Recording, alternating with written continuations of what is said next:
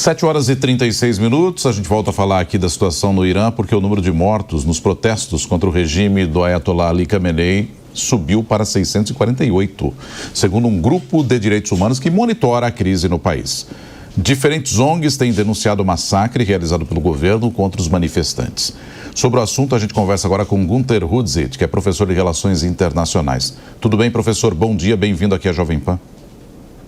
Bom dia, Nonato, Soraya, todos que nos assistem. Prazer é meu estar com vocês aqui. Professor, cada vez mais a gente está dependendo de ONGs que atuam no Irã, ou até mesmo acompanham mais de perto, porque os serviços acabam sendo cortados por lá, né? Principalmente a internet. Mas, para a gente pegar um histórico aqui rapidamente, professor, o que é que está na discussão desses protestos? É o regime? É a economia? É a corrupção? Ou é tudo isso junto com uma insatisfação dessa juventude iraniana, professor? Bom, Nonato, a alternativa última aí é a mais correta. Começou todo esse processo com a economia iraniana mergulhando numa crise forte, já ao longo do ano de 2025, após o que agora ficou conhecido, né, como a Guerra dos 12 Dias contra Israel. A moeda se desvalorizou mais de 50%, inflação também chegando perto desse patamar, um desemprego alto e, o mais importante, altíssimo entre os jovens, acima de 40%. Só que essa insatisfação, diferentemente das outras vezes que o Irã passou por períodos de protestos muito grandes, não é uma revolta localizada, como, por exemplo, mais em Teherã, nas grandes cidades, isso está se ocorrendo no país inteiro. Não é uma revolta que está se dando numa faixa etária, como de outras vezes, jovens sem perspectivas de futuro econômico. Não é uma revolta localizada em termos de gênero, né? Quando a gente teve em 2021 a morte de uma jovem sob o controle da polícia religiosa. Essa revolta, por isso que está chamando a atenção, está se espalhando por todas as camadas da sociedade iraniana e começou justamente pelos comerciantes, uma das principais bases do regime teocrático iraniano.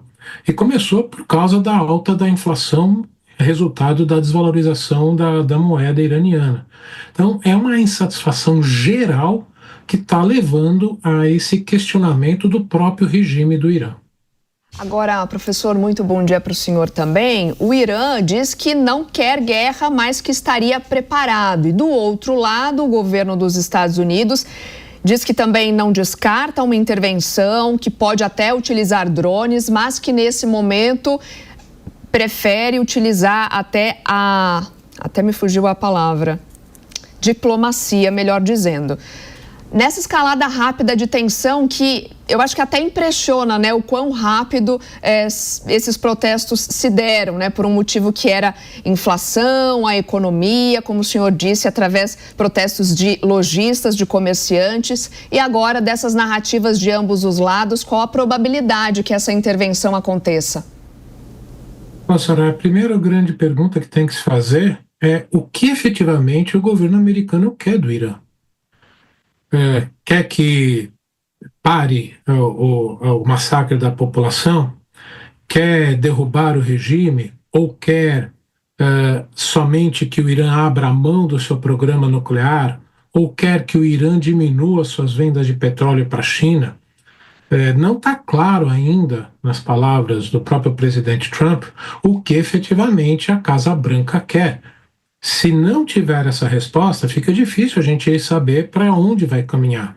Mas uma coisa é certa, uma intervenção militar em larga escala, ou até bastante cirúrgica, como foi em relação ao Maduro na Venezuela, isso pode reverter completamente a situação do governo iraniano, ou seja, fazer com que a população pare de protestar, ou pelo menos a maior parte, principalmente os comerciantes, os mais velhos, parem de protestar contra o governo e passem a apoiar o governo, porque o sentimento anti-americano é muito forte na sociedade iraniana. Vem desde os anos 50, quando os Estados Unidos e o Reino Unido intervieram na política, derrubando um primeiro-ministro nacionalista e colocando no poder como era aliado do Ocidente, não chamado de ditador, mas um grande ditador, o Shah Pahlavi, que durou até 1979, quando teve a Revolução Islâmica. Portanto, é por isso que não me surpreendeu quando ontem o presidente Trump anunciou essas medidas econômicas.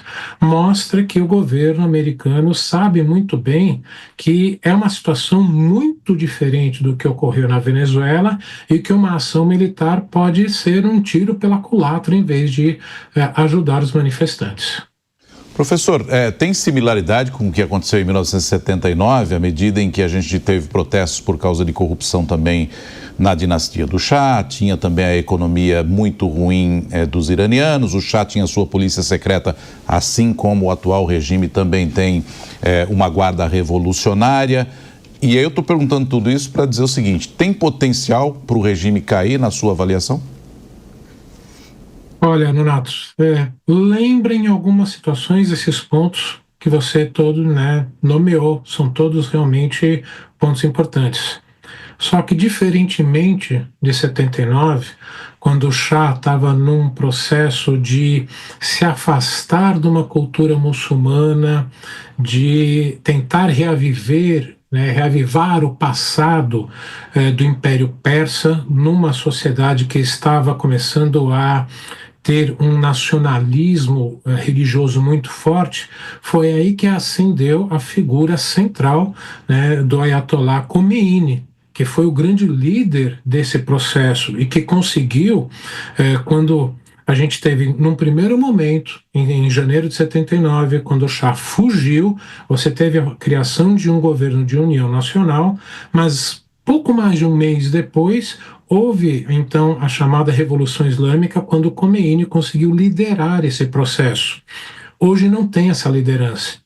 Hoje, o filho do Shah Reza Pahlavi está no exterior, não viveu no Irã nessas últimas décadas, ele não é uma unanimidade.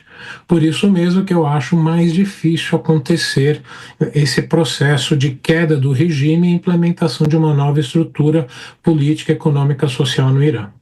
E, professor, o governo também acabou bloqueando a internet, o que dificulta a divulgação até de número de motos, as informações acabam passando exclusivamente por agências estatais. Esse tipo de controle ajuda a conter os protestos ou, claro, na prática vai aumentar ainda mais a insatisfação da população? Com certeza o Soraya aumenta muito mais e isso para mim é um dado importante. Mostra a preocupação que o governo, que o regime iraniano tem em relação a esses protestos. No início deles, finalzinho de dezembro, nem se pensava nisso.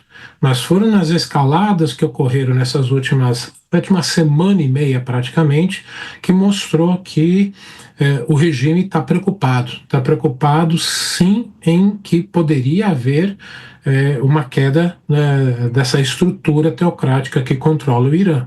Portanto, a gente não vai saber direito o que está acontecendo lá por um bom tempo. Professor Günter Rudsic, muito obrigado pela entrevista aqui, ajudando a gente a entender melhor esse cenário vivido pelos iranianos. Um bom dia ao senhor. Eu que agradeço, bom dia a todos.